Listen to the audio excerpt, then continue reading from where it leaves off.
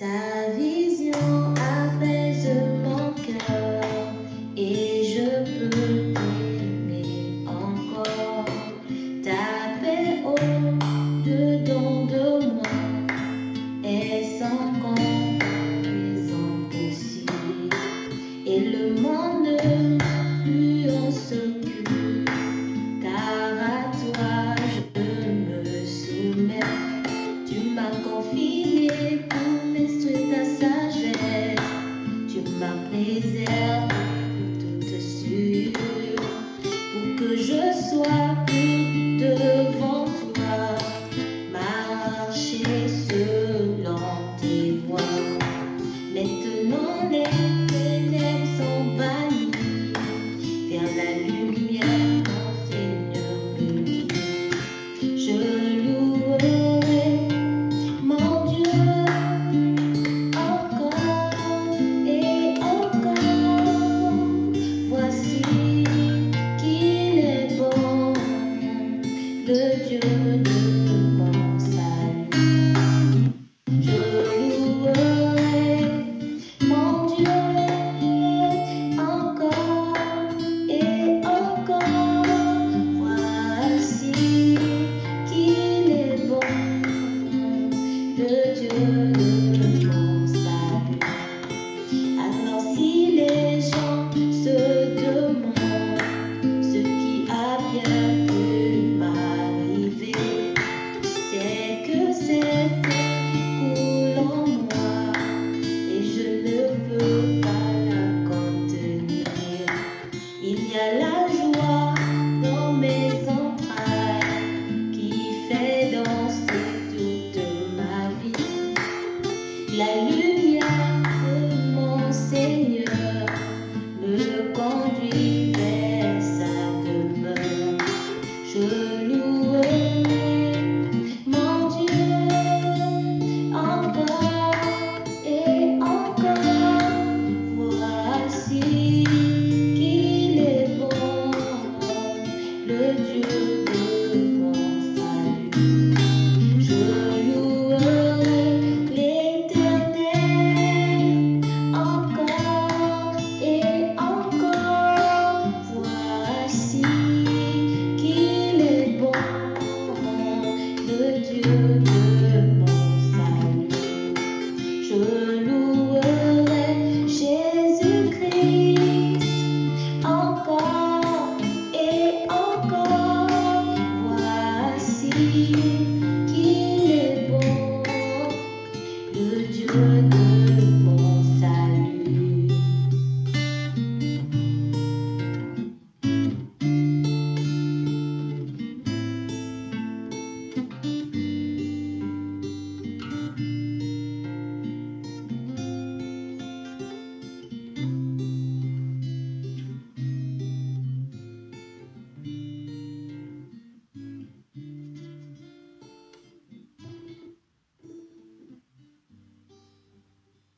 Alléluia, alléluia, alléluia. Seigneur notre Dieu, nous voulons te louer. Seigneur notre Dieu, nous voulons te bénir. Seigneur notre Dieu, nous voulons t'exalter. Seigneur notre Dieu, nous voulons t'adorer. Seigneur notre Dieu, nous voulons te magnifier. Éternel notre Dieu, nous voici encore devant toi encore en ce jour. Il t'a plu dans ton bon amour de nous montrer encore tes faveurs en nous renouvelant à chacun d'entre nous aujourd'hui, Papa, ton souffle de vie. Cela nous rend joyeux. Cela nous donne encore une occasion pour venir devant ton trône de grâce, pour te glorifier, pour t'aimer, pour te chanter comment nous t'aimons et comment nous voulons faire ta volonté. Seigneur, prends nos vies afin que nos vies glorifient ton nom. Prends nos vies afin que nos vies élèvent ton nom. Prends nos vies afin que nos vies, Seigneur Dieu, puissent suivre la même direction dans laquelle toi-même tu veux nous conduire. Prends nos vies, Seigneur. Prends nos vies, Seigneur. Prends nos vies, Seigneur. Au nom de Jésus-Christ. Amen. Donnez vos vies à Jésus. Donnez vos vies à Jésus. habitants de la terre, habitants de la terre, donnez vos vies à Jésus. Donnez vos vies à Jésus. Regardez, regardez autour de vous. Regardez ce qui se passe actuellement dans le monde où nous vivons. Regardez, regardez de plus près ce qui se passe dans cette vie, dans ce monde où nous vivons. Le Seigneur Dieu a dit dans sa parole que tout ce qui est caché est à Dieu, mais tout ce qui est révélé est aux enfants. Donnez vos vies à Jésus. Donnez vos vies à Jésus pour échapper à la colère du Dieu très haut, l'Éternel Dieu, le Seigneur Jésus. Donnez vos vies à Jésus. Le seul moyen d'être sauvé, c'est la vérité, la stricte vérité. Je vous dis, l'Éternel Dieu est le seul chemin. Il est le seul chemin.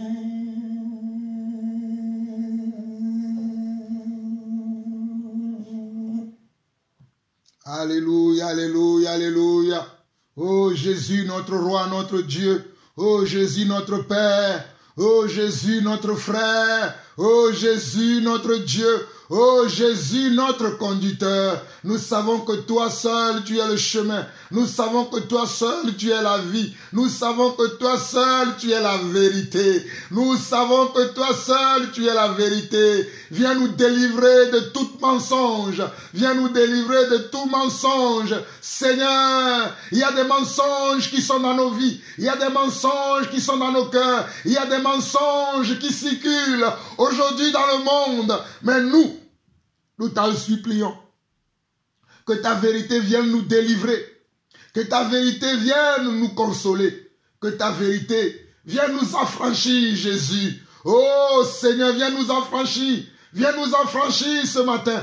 Viens m'affranchir ce matin. Oh, viens me délivrer, Papa, de tout esprit qui ne te connaisse pas, de tout esprit qui ne te connaît pas et qui n'invoque pas ton nom. Oh, Papa, je t'en supplie ce matin. Je t'en supplie ce matin. Oh, Papa, souviens-toi de quelqu'un. Souviens-toi de quelqu'un. Souviens-toi d'une âme quelque part. Souviens-toi d'un frère, d'une soeur, Papa. Souviens-toi de quelqu'un quelque part, d'une église quelque part. Et viens affranchir ton peuple. Viens affranchir ton peuple. Viens affranchir ton peuple. Seigneur, nous te bénissons. Nous te rendons toute la gloire et toute la puissance au siècle des siècles. Au nom du Seigneur Jésus.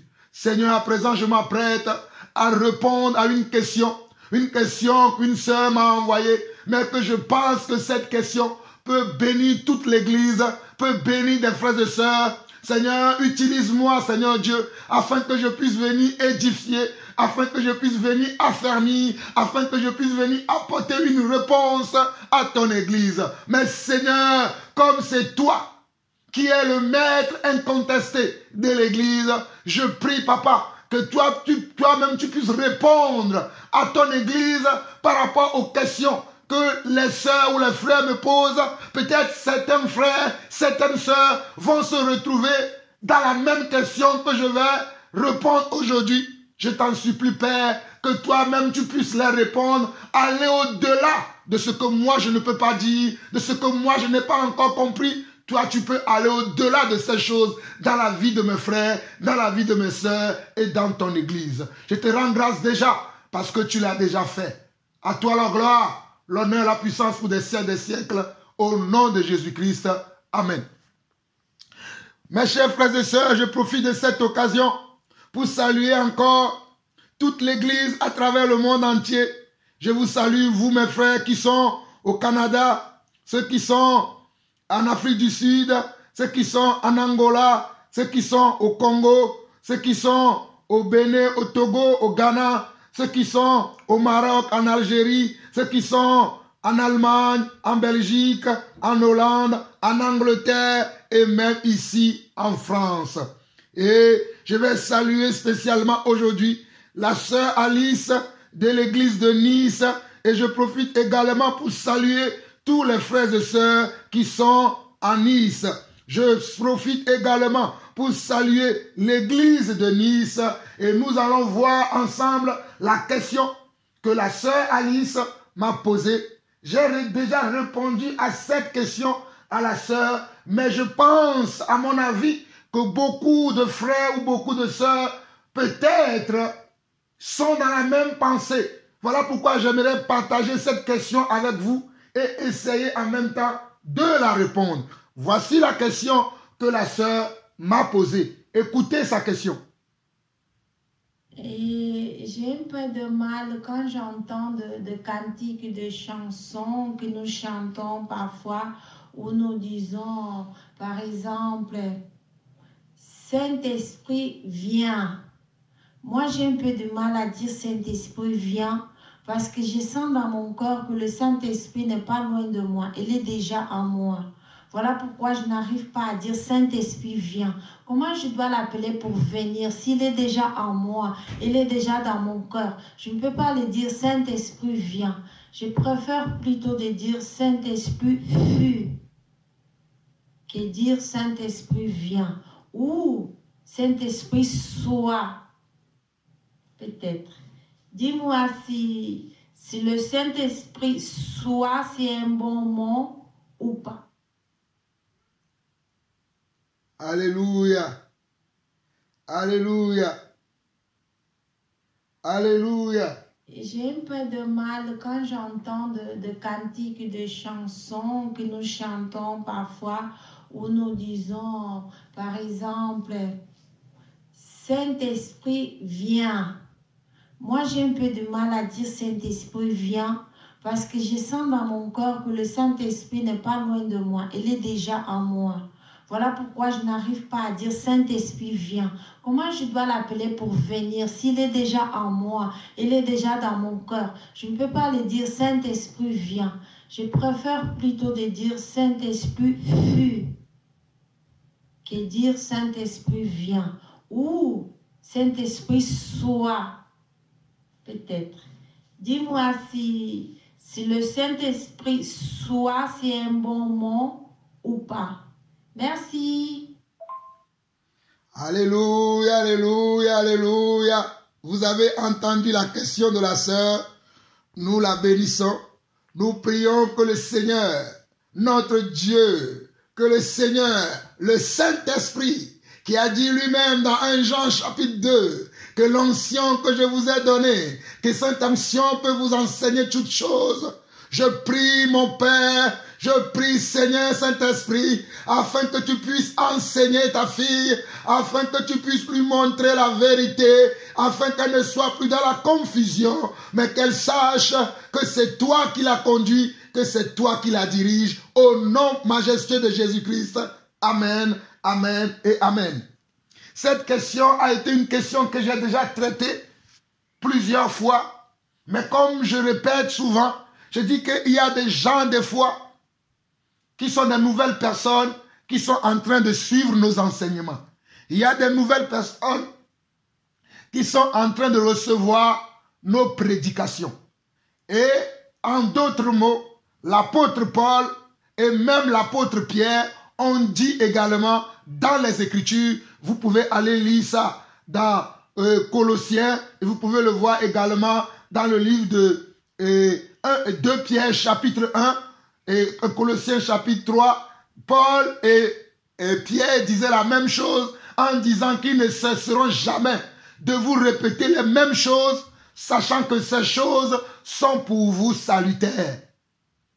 Ils disaient tous les deux qu'ils ne cesseront de répéter les mêmes choses, sachant que les mêmes choses sont pour vous salutaires. Même si j'ai déjà traité cette question concernant le Saint-Esprit de long en large, certains disent qu'ils ne peuvent même pas prier le Saint-Esprit, mais moi, selon ma foi, je prie le Saint-Esprit.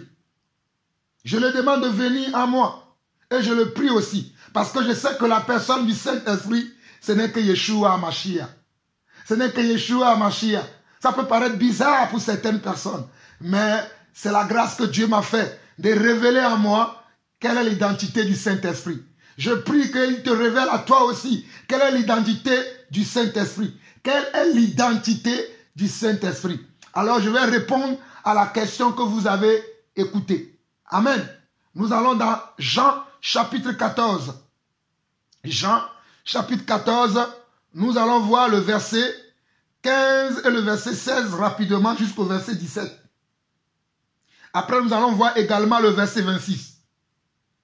Jean chapitre 14, verset 15 à 17, puis le verset 26. Si vous m'aimez, gardez mes commandements. Et moi, je prierai le Père et il vous donnera un autre consolateur afin qu'il demeure éternellement avec vous. L'Esprit de vérité que le monde ne peut recevoir parce qu'il ne le voit point et ne le connaît point, mais vous, vous le connaissez car il demeure avec vous et il sera en vous. Regardez bien le verset 17. L'Esprit de vérité que le monde ne peut recevoir. L'Esprit de vérité, c'est qui? C'est la personne du Saint-Esprit. Le monde n'a pas le Saint-Esprit. Mais nous, enfants de Dieu, nous avons le Saint-Esprit parce que nous l'avons reçu. Il est venu de Dieu pour venir s'installer en nous. Et c'est pour ça que Jésus dit ici, le jour-là, Jésus n'était pas encore mort. Voilà pourquoi il va dire ici, dans Jean 14, verset 17, l'Esprit de vérité que le monde ne peut recevoir parce qu'il ne le voit point et ne le connaît point. Mais vous qui? Mais vous les disciples, mais vous les croyants, mais vous les chrétiens, vous le connaissez car il demeure avec vous. Il demeure parce qu'en ce moment, Jésus était encore sur terre. Il était là même en chair et en os avec eux. Et il va continuer en disant, et il sera en vous. Il sera en vous lorsqu'il ne sera plus en chair et en os sur la terre et qu'il retournera sur son trône qu'il a quitté pour venir habiter avec nous sur la terre. Il reviendra. Voilà pourquoi il a dit, et il sera en vous. Parce que lorsqu'il partira, qu'est-ce qu'il va faire? Il va nous le donner. Il va faire asseoir, ou bien il va installer son esprit en nous, afin que nous puissions demeurer éternellement avec lui. Au verset 26, il va dire encore, mais le consolateur, l'Esprit Saint, que le Père enverra à mon nom, vous enseignera toutes choses et vous rappellera tout ce que je vous ai dit. C'est le même esprit, c'est ce même Saint-Esprit qui nous enseigne toutes choses, qui nous rappelle toutes choses et qui nous donne toutes choses selon que le Seigneur lui-même nous fait grâce. Regardons également dans Jean chapitre 15, le verset 26 au verset 27. Jean chapitre 15, le verset 26 et le verset 27. Quand sera venu le consolateur que je vous enverrai de la part du Père, l'Esprit de vérité qui vient du Père, il rendra témoignage de moi et vous aussi, vous rendrez témoignage parce que vous êtes avec moi dès le commencement. Regardez comment Jésus nous révèle la personne du Saint-Esprit. Jésus révèle la personne du Saint-Esprit en disant aux disciples, les disciples qui sont de nos jours des chrétiens, des croyants, il va leur dire, quand sera venu le consolateur, que je vous enverrai de la part du Père, l'esprit de vérité. Alléluia. Le Saint-Esprit est l'esprit de vérité. Alléluia. L'esprit de vérité qui vient du Père, il rendra témoignage de moi. Et vous aussi, vous rendrez témoignage parce que vous êtes avec moi dès le commencement. Dès le commencement, nous étions dans l'amour de Dieu. Nous étions au sein du Père. Nous étions avec lui. Mais il a fallu un temps pour qu'il nous révèle cela afin que nous puissions comprendre que nous étions dès le commencement du monde dans l'amour du Père, dans le sein du Père, dans les projets du Père, nous étions là. Nous n'étions pas ailleurs. Peut-être nous n'existions pas encore physiquement. Mais spirituellement, nous étions déjà avec lui. Alléluia. Alléluia. Alléluia. Alléluia. Alléluia. Alléluia. Alléluia. Alléluia. Nous bénissons le Seigneur pour le Saint-Esprit. Alléluia. Nous regardons également dans Jean chapitre 16. Jean chapitre 16. Nous allons lire du verset 7 au verset 11. Jean chapitre 16, le verset 7 au verset 11. Il va leur dire également, cependant, je vous dis la vérité. Il vous est avantageux que je m'en aille, car si je ne m'en vais pas, le consolateur, qu'on appelle aussi le paraclet, parce que, bon, on va avancer, le consolateur ne viendra pas vers vous, mais si je ne m'en vais pas, mais si je m'en vais, je vous l'enverrai.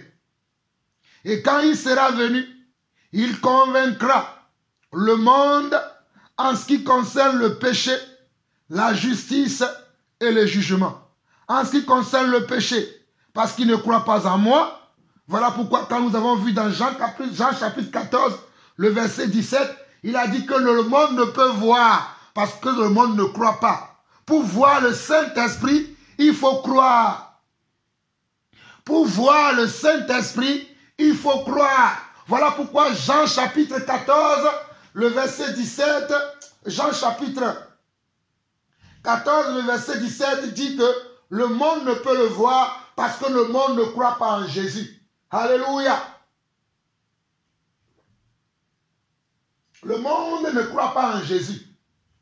Mais toi, mon frère, toi, ma soeur qui m'écoute, tu crois en Jésus. Voilà pourquoi tu connais la personne, l'identité du Saint-Esprit. Nous revenons au verset 8, au verset 11 de Jean 16 qui dit, et quand il sera venu, il convaincra le monde en ce qui concerne le péché, la justice et le jugement. En ce qui concerne le péché, parce qu'il ne croit pas en moi, la justice, parce que je vais au Père et que vous ne me verrez plus, le jugement, parce que le prince de ce monde est jugé. C'est par le Saint-Esprit que nous pouvons exercer le jugement aujourd'hui dans l'Église.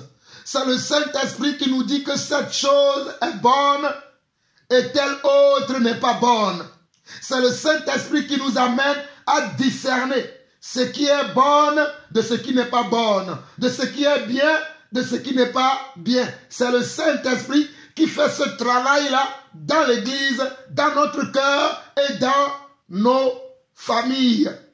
Je parle de nos familles, comment? Croyantes, religieuses ou spirituelles. C'est le Saint-Esprit qui fait ce travail de discernement, ce travail de connaissance, ce travail de sagesse, ce travail d'intelligence. C'est le Saint-Esprit qui fait ça. Alléluia. Allons maintenant dans Jean chapitre 20. Rapidement, Jean chapitre 20. Dans Jean chapitre 20, nous allons lire du verset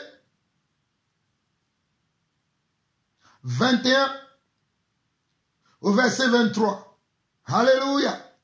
Jean chapitre 20, le verset 21 au verset 23. Jésus leur dit de nouveau, la paix soit avec vous. Comme le Père m'a envoyé, moi aussi je vous envoie. Comme le Père m'a envoyé, moi aussi je vous envoie. Le Saint-Esprit est celui qui nous envoie également dans l'Église afin que nous prêchions la vérité telle que lui-même, le Saint-Esprit, nous l'a révélée. Les gens attendent qu'on leur parle selon leurs désirs, selon ce qu'eux ils veulent dans leur cœur.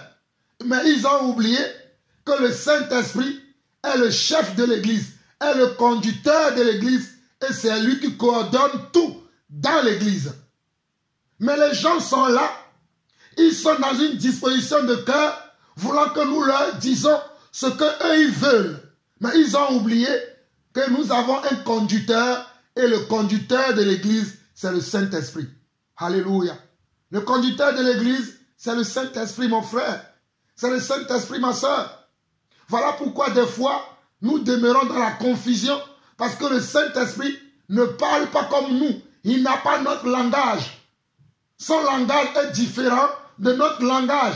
Ses désirs, ses souhaits, ses volontés sont différents des nôtres. Voilà pourquoi nous ne le comprenons pas assez souvent. Mais je prie qu'il nous fasse grâce afin que nous puissions le comprendre. Alléluia. Au verset 22 de Jean chapitre 20, on nous dit, après ces paroles, il souffla sur eux et leur dit, recevez le Saint-Esprit. Recevez le Saint-Esprit. Recevez le Saint-Esprit. Et au verset 23, il va dire, ceux à qui vous pardonnerez les péchés, ils leur seront pardonnés. Et ceux à qui vous les retiendrez, ils leur seront retenus. Mes chers frères et sœurs, le Saint-Esprit est également celui qui pardonne les péchés. Parce que le Saint-Esprit n'est que Jésus-Christ. Alléluia. Le Saint-Esprit, c'est Dieu lui-même. Voilà pourquoi dans Matthieu chapitre 28, nous allons le voir rapidement. Matthieu chapitre 28. Matthieu chapitre 28. Allons-y très rapidement. Matthieu chapitre 28. Matthieu chapitre 28. Le verset 18 au verset 20. Il dit, Jésus s'étant approché, leur parlant ainsi, tout pouvoir m'a été donné dans le ciel et sur la terre. Allez faire de toutes les nations des disciples, les baptisant au nom du Père, du Fils et du Saint-Esprit. Le nom du Père, du Fils et du Saint-Esprit n'est qu'une seule personne que nous croyons et que nous avons reçu, que c'est Dieu lui-même, qu'on appelle le Père, qu'on appelle également le Fils et qu'on appelle aussi le Saint-Esprit. Et le verset 20, il leur dit, et enseignez-leur à observer tout ce que je vous ai prescrit. Et voici, je suis avec vous tous les jours jusqu'à la fin du monde. En ce moment, lorsque Jésus disait ces paroles, il était sur le point de quitter la terre pour aller au ciel, là où il était avant de descendre avec nous sur terre pour nous montrer, pour être un exemple, un modèle pour nous.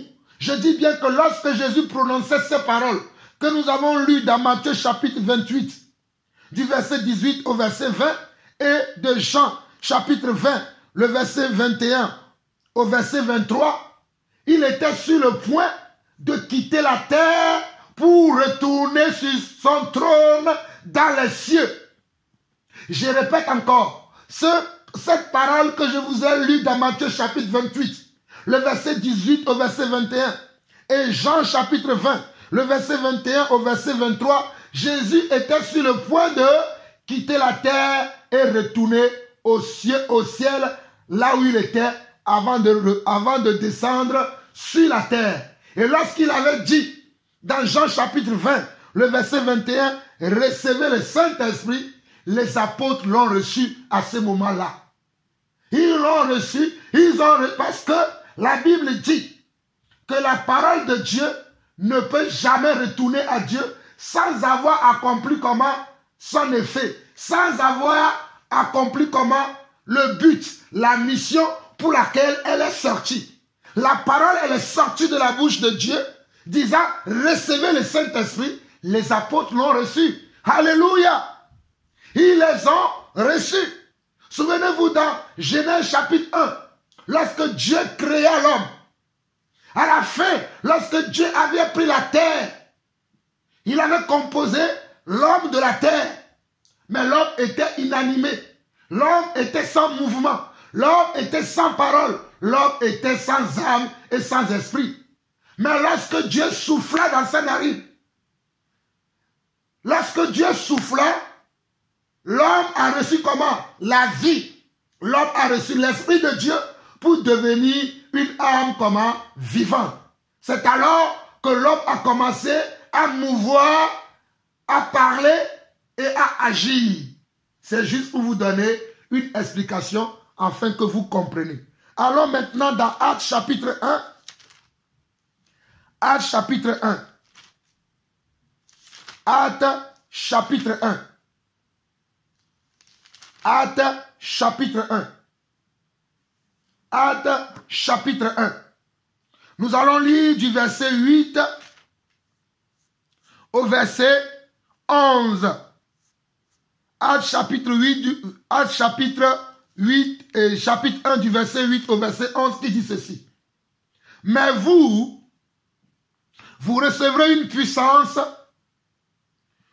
le Saint-Esprit, survenant sur vous, et vous serez mes témoins à Jérusalem, dans toute la Judée, dans la Samarie et jusqu'aux extrémités de la terre. Après avoir dit cela, il fut élevé pendant qu'il regardait et une nuée les déroba à leurs yeux. Et comme ils avaient les regards fixés vers le ciel, pendant qu'ils s'en allaient, voici deux hommes vêtus de blanc leur apparurent et dirent, hommes galiléens, pourquoi vous arrêtez-vous à regarder au ciel? C'est Jésus qui a été enlevé au ciel du milieu de vous, viendra de la même manière que vous l'avez vu allant au ciel. Alléluia. Et aujourd'hui, vous et moi, nous attendons le retour du Seigneur pour venir nous enlever. Nous attendons le retour du Seigneur pour venir nous enlever. Regardez ici que il y a des anges qui sont venus dire aux apôtres, parce que les apôtres étaient stupéfaits.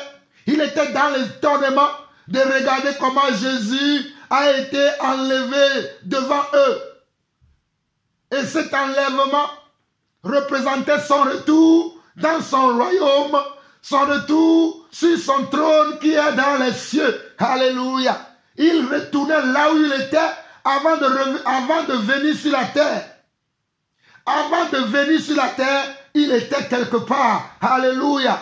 Et il va revenir encore une seconde fois. Et il va revenir encore une troisième fois. Mais je ne suis pas en train de parler de ça. Nous sommes en train de parler de son esprit. Mais regardez bien le verset 8.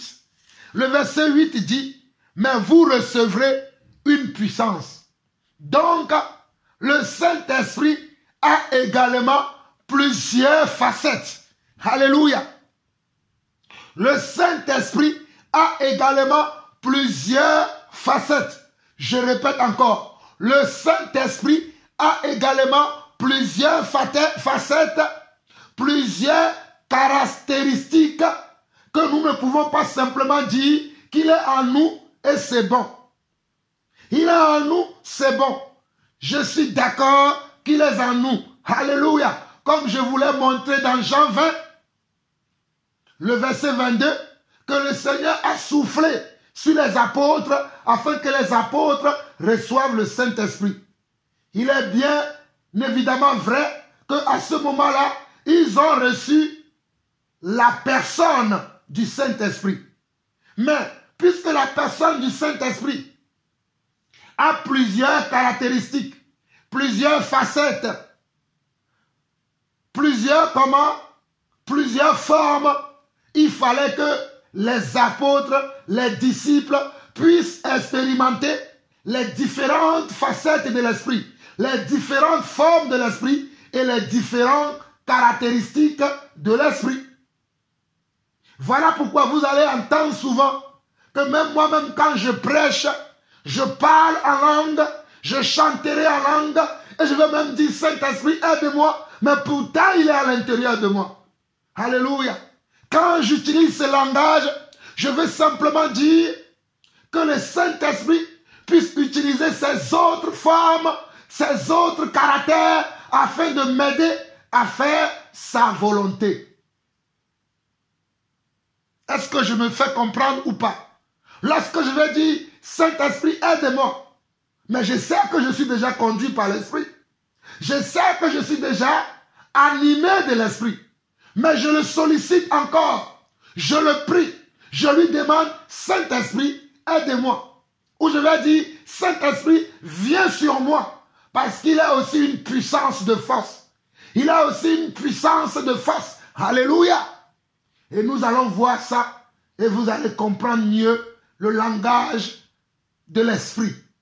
Le Saint-Esprit, alléluia, c'est un artiste. Alléluia. Le Saint-Esprit est un artiste. C'est lui qui coordonne tout dans l'Église. Allons voir dans Romains chapitre 12 avant que nous revenions dans Actes. Romains, je dis Romains. 1 Corinthiens chapitre 12. 1 Corinthiens chapitre 12. Alléluia. Le Saint-Esprit est un artiste. C'est un terme que j'utilise. Alléluia. Le Saint-Esprit est la personne qui joue la basse, le ténor, et le second, la seconde ou la deuxième voix dans une chorale ou dans un groupe de louanges. Alléluia. Le Saint-Esprit, lui seul fait toutes ces choses. Lui seul. Nous allons aller dans 1 Corinthiens chapitre 12. Nous allons lire du verset 3 au verset 7. Ou même, nous pouvons lire jusqu'au verset 14 même. Très rapidement.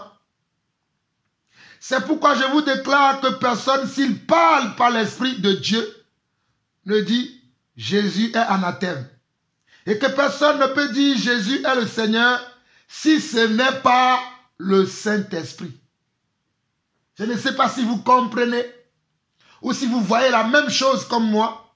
Mais on nous dit dans 1 Corinthiens chapitre 12, le verset 3, que c'est pourquoi je vous déclare que personne, s'il parle par l'Esprit, ne dit Jésus est anathème.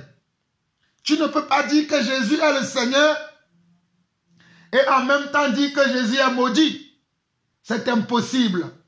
Voilà pourquoi il dit et que personne ne peut dire Jésus est le Seigneur si ce n'est pas le Saint-Esprit.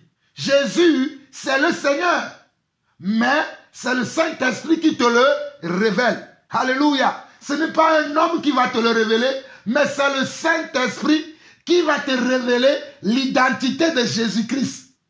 C'est le Saint-Esprit qui va te révéler la personne, les caractéristiques de Jésus-Christ. Alléluia. Alléluia. Alléluia. Alléluia. Voilà pourquoi on nous dit dans la suite, au verset 4, il y a diversité de dons, mais le même esprit. Il y a diversité de dons. Nous avons plusieurs dons dans l'église. Les dons que Albert a, ce n'est pas les mêmes dons que Marc a. Les dons que Alice a, ce n'est pas les mêmes dons que Elisheva a. Les dons que Elisheva a, ce n'est pas les mêmes dons que Jean-Paul a. Peut-être nous pouvons avoir des dons semblables. Mais toujours est-il que nous avons tous dans l'église des dons et des grâces différents ou différentes. Amen. Au verset 5, on nous dit qu'il y a diversité de ministères, mais le même Seigneur. Même les ministères que nous avons dans l'église, qui sont comment? Le ministère d'apôtre, le ministère de prophète, le ministère d'évangéliste, le ministère de pasteur, de docteur ou d'enseignant. Mais c'est le même esprit qui agit dans ce ministère-là, mais différemment. C'est le même esprit qui va agir dans ces différents dons ministériels. Mais comment? Mais différemment. Chacun selon la part que l'esprit lui communique. Chacun selon la forme que l'esprit lui donne. Chacun selon le caractère que l'esprit lui donne. Le caractère de Paul est différent du caractère de Pierre. Le caractère de Pierre est différent du caractère de Jean. Et le caractère de Jean-Paul est différent du caractère de Marc, ou de Philippe, ou de Thomas, ainsi de suite, etc., etc. Mais toujours est-il que c'est le même esprit. Nous continuons. Au verset 6, il y a diversité d'opérations, mais le même Dieu. Regardez qu'ici, on n'a plus dit le même esprit, mais on a dit le même Dieu. Car Dieu, c'est l'esprit. Alléluia. Car Dieu, c'est l'esprit. Alléluia. Car Dieu, c'est l'esprit. Jean chapitre 4.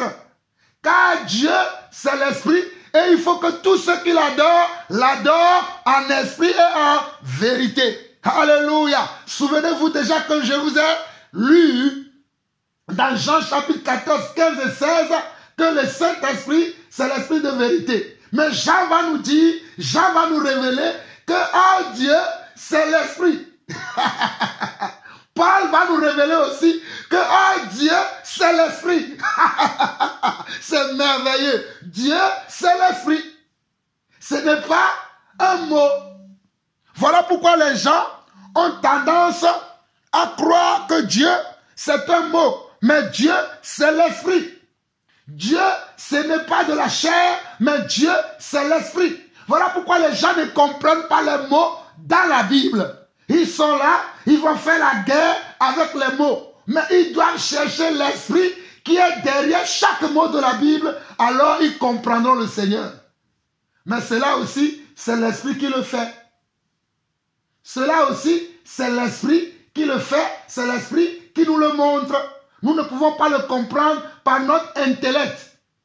Tu peux avoir bac plus 50, mais la Bible, tu dois le comprendre par l'esprit.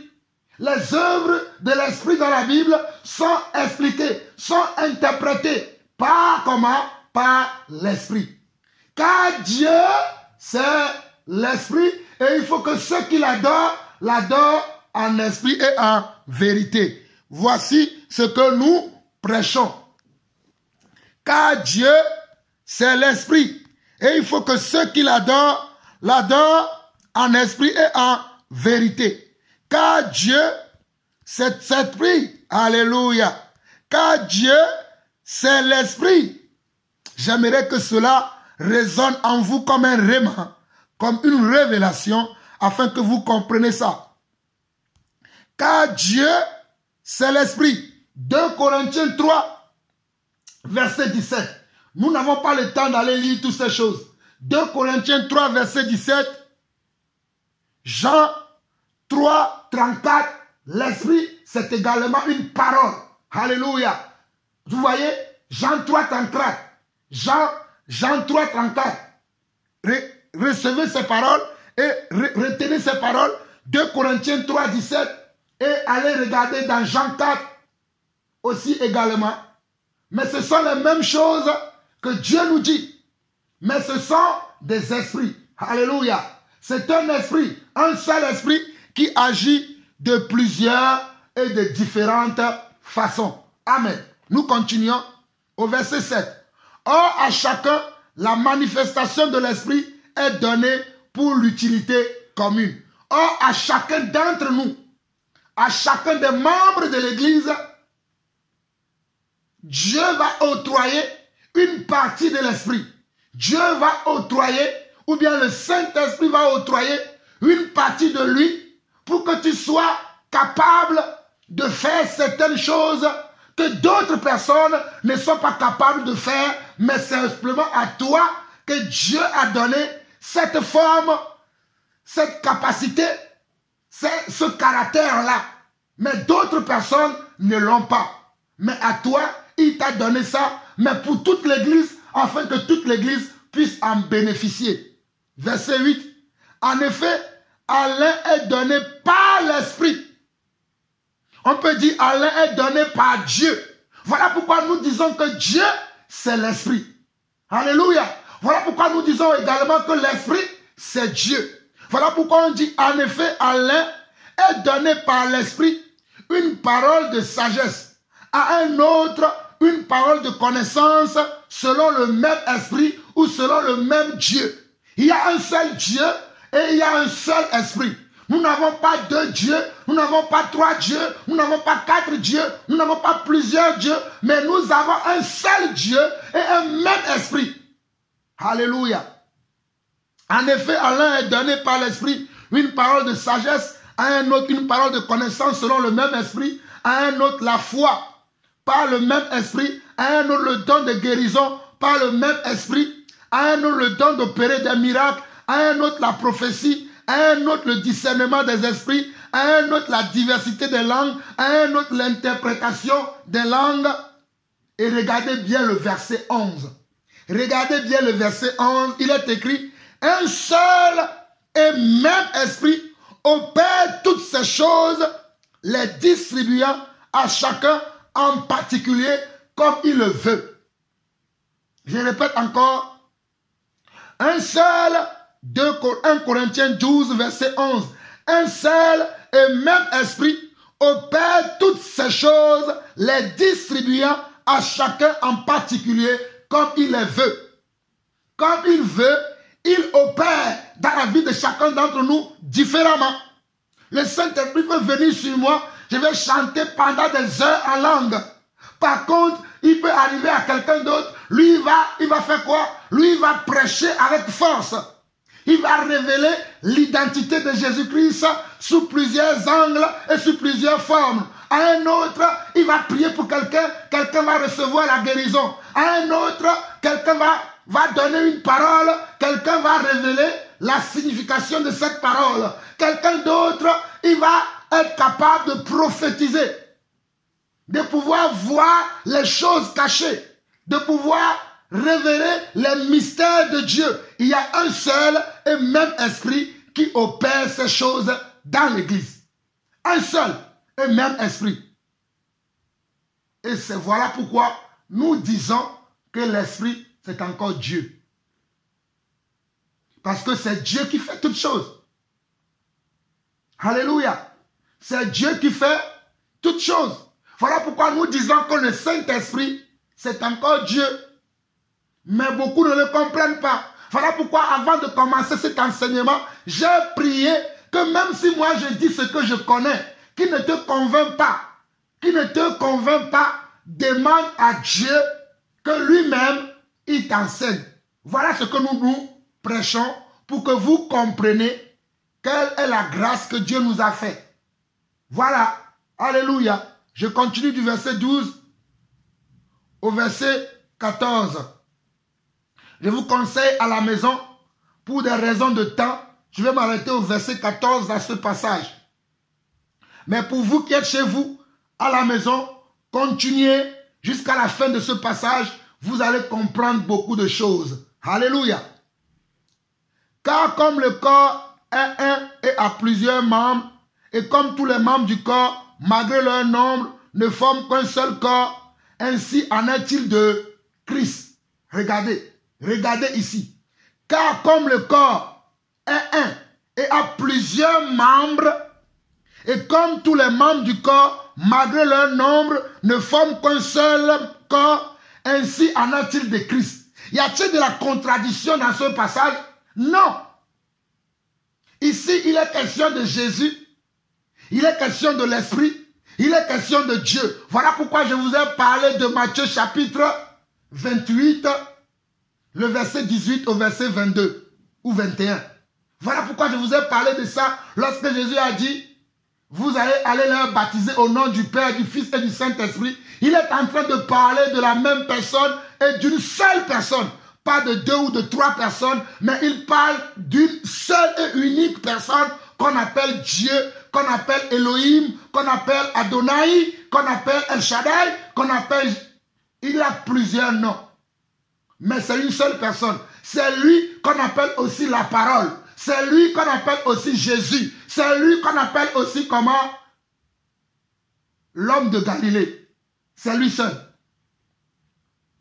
Parce que vous allez voir que dans les autres versets, on a parlé de l'esprit. Mais on arrive au verset 12, on nous dit car comme le corps est un et a plusieurs membres, et comme tous les membres du corps, malgré leur nombre, ne forment qu'un seul corps, en est-il de Christ? Donc ça veut dire que c'est du Christ qu'on parlait. Lorsqu'on parle de l'esprit, on parle de qui? On parle du Christ. Et le Christ c'est qui? Le Christ c'est Jésus-Christ. Le Christ c'est Yeshua, Hamashiach. Le Christ ce n'est pas moi, Jean-Paul Lawson. Le Christ ce n'est pas toi mon frère, ma soeur qui m'écoute. Mais le Christ c'est Jésus-Christ.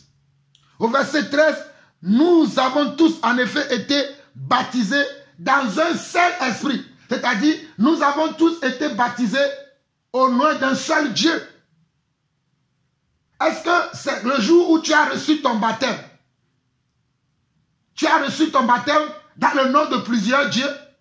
Mais non, mais tu as reçu ton baptême dans le nom d'un seul Dieu, qui est Dieu, le Père, et qui est en même temps le Fils, et qui est en même temps l'Esprit. Alléluia! Voilà pourquoi on nous dit au verset 13, nous avons tous en effet été baptisés dans un seul esprit pour former un seul corps. Il n'y a pas plusieurs corps. Nous avons un seul corps dans l'église. Soit juif, soit grec, soit esclave, soit libre. Et nous avons tous été abreuvés d'un seul esprit. Que tu sois chrétien d'origine juive, que tes parents soient juifs ou que tu sois grec, c'est-à-dire païen, nous avons reçu quoi? Le même esprit, venant d'un seul Père qui est notre Dieu et qui est un esprit. N'oubliez pas 2 Corinthiens 3, verset 17. N'oubliez pas Jean chapitre 4. Hein? Je vais vous donner le passage de Jean chapitre 4 afin que vous puissiez le noter. C'est juste pour des raisons de temps que je ne veux pas beaucoup parler. Jean 4, 23. Jean 4, 23. Notez ça. 2 Corinthiens 3, 17. Jean 4, 23. 2 Corinthiens 3, 17. Jean 4, 23. Prenez le temps de reméditer ces passages. Vous allez mieux me comprendre. Je vais aller plus vite parce que je ne veux pas trop perdre le temps. Mais je crois que vous avez déjà compris. Au verset 14, il va dire, ainsi le corps n'est pas un seul, membre, mais il est formé de plusieurs membres. Vous voyez? Ainsi le corps qui est l'église, le corps qui est l'église de Jésus-Christ, le corps qui est l'église de Jésus-Christ est formé comment? De plusieurs membres. Il est formé de plusieurs membres. Parce que dans l'église, il y a des gens qui exercent des dons différents. Voilà pourquoi il m'a dit, dans le corps, il y a plusieurs membres. Vous qui êtes à la maison, continuez dans ce passage, vous allez comprendre mieux. Comme je vais vous apporter beaucoup plus de choses, beaucoup plus d'éléments, je vais aller plus vite parce que je ne veux pas prendre trop de temps pour répondre à cette question. Mais je vais donner tout ce qu'il faut pour que vous puissiez comprendre mieux. Et le Seigneur lui-même va continuer le travail là où moi je vais arrêter. Alléluia. Amen. Dans 1 Corinthiens et plutôt dans Éphésiens chapitre 5. Éphésiens chapitre 5. Allons-y rapidement. Éphésiens chapitre 5. Éphésiens chapitre 5. Verset 22 au verset 25. Voilà pourquoi on nous dit également dans ce passage, femmes, que chacune soit soumise à son mari comme au Seigneur. Femmes, que chacune soit soumise à son mari comme au Seigneur, car le mari est le chef de la femme, comme Christ est le chef de l'église, qui est son corps. Ah bon? Comme Christ est le chef de l'église, qui est son corps et dont il est le sauveur. Donc c'est Christ qui a sauvé l'église. Et l'église, ce sont vous et moi qui avons reçu le même esprit. Je ne sais pas que vous voyez. Hein? Oh Seigneur, s'il te plaît, montre-leur ces choses. Ces choses que tu nous as montrées. Montre-leur la même chose. Afin que nous ayons la même foi. Afin que nous ayons le même esprit. Père, je t'en supplie. Au nom du Seigneur Jésus-Christ. Quand nous regardons bien dans ce passage de Éphésiens 5, le verset 22 au verset 25, au verset 26, femme, que chacune soit soumise à son mari comme au Seigneur. Car le mari est le chef de la femme, comme Christ est le chef de l'église, qui est son corps et dont il est le sauveur. Si dans 1 Corinthiens chapitre 12, on a lu que 1 Corinthiens chapitre 12 verset 11, on a vu dans ce passage que c'est l'Esprit qui distribue dans l'église tous les dons que nous avons vus dans ce passage-là. On dit que c'est l'Esprit qui le fait. Et vers le verset 14, on va nous parler que c'est l'Esprit qui forme, qui a agi ainsi afin que nous ayons la même forme. Que les formes ne soient pas différentes. Que nous soyons tous semblables. Même si nous avons des missions différentes, des grâces différentes, des façons de faire différentes dans l'église. Le 1 Corinthiens 12 nous l'a dit autrement. Mais regardez ce que ici, le même esprit est en train de dire. Voilà pourquoi nous disons que Dieu, c'est l'esprit. Et que l'esprit a plusieurs facettes et plusieurs caractéristiques. Comme Dieu lui-même a lui-même aussi plusieurs caractéristiques et plusieurs facettes. Et on ne peut pas dire que Dieu, c'est simplement la parole. Mais au-delà de la parole, Dieu est aussi esprit. Alléluia. Je ne sais pas si vous me comprenez, hein, mais j'avance. Au verset 24, je vais reprendre du verset 28 au verset 26. Femme, que chacune soit soumise à son mari, comme au Seigneur, car le mari est le chef de la femme, comme Christ est le chef de l'église, qui est son corps et dont il est le sauveur. Or, de même que l'église est soumise à Christ, les femmes aussi doivent l'être à leur mari en toutes choses. Vous voyez? Voilà pourquoi nous vous disons que la femme doit être soumise comment? À l'homme. Parce que c'est ce que Jésus a voulu. C'est l'enseignement de l'esprit. Ce n'est pas l'enseignement de la chair. Cela peut être difficile pour toi. Cela peut être difficile à accepter. Mais sache que ce ne sont pas nous les hommes qui ont décidé ça. Mais c'est l'esprit. C'est le Seigneur Dieu lui-même qui l'a décidé. Au verset 25, il va dire, Marie, que chacun aime sa femme comme Christ a aimé l'église et s'est livré lui-même pour elle afin de la sanctifier en la purifiant et en la lavant par l'eau de la parole. Vous voyez qu'on ne peut pas dissocier l'esprit avec Dieu et l'esprit avec la parole. Voilà pourquoi dans Jean 1, verset 1, on nous dit qu'au commencement était la parole. Au commencement était la parole. La parole était avec Dieu et la parole était Dieu. Donc on peut dire au commencement était l'esprit. L'esprit était Dieu. Oh, alléluia, alléluia, alléluia. Au commencement était l'esprit. L'esprit était avec Dieu et l'esprit était Dieu. Voilà. Vous comprenez? Que le Seigneur vous bénisse. Alors maintenant, revenons dans Actes chapitre 2 maintenant. Actes chapitre 2 pour ne pas perdre du temps. Je ne veux pas perdre du temps, mais je veux donner une explication claire, honnête, franche et véridique selon ce que l'Esprit m'a révélé à moi, Jean-Paul Lawson. Donc dans Actes chapitre 2, nous n'avons pas le temps. Je vais prendre quelques passages pour vous expliquer certaines choses. Alléluia. Nous n'avons pas le temps. Je vais lire du verset 37 jusqu'à la fin, afin que vous compreniez la manière dont l'Esprit peut agir dans son église. Amen. Donc, dans Actes chapitre 2, C'était le commencement de cette église dont nous avons vu la composition dans 1 Corinthiens chapitre 12 et que nous avons vu dans Ephésiens chapitre 5 tout à l'heure. Nous avons vu la composition de cette église dans 1 Corinthiens chapitre 14 et dans Ephésiens chapitre 5. Je suis en train de répondre à la question de la sœur, si on peut invoquer l'esprit, si on peut prier l'esprit, si on peut dire esprit viens à moi. Si j'invoque Dieu, en même temps je peux aussi invoquer l'esprit. Car Dieu, c'est l'esprit. Je suis en train de répondre, mais je vais expliquer pour que vous puissiez comprendre. Au verset 37, on nous dit, après avoir entendu ces discours, ils eurent le cœur vivement touché et il dit à Pierre et aux autres apôtres, hommes frères, que ferons-nous? Pierre leur dit, repentez-vous et que chacun de vous soit baptisé au nom de Jésus-Christ. Vous voyez? Et que chacun de vous soit baptisé au nom de Jésus-Christ. Mais dans Matthieu chapitre 28, le verset comment? Le verset 18 au verset 22, il a dit, baptisez-les au nom du Père, du Fils et du Saint-Esprit.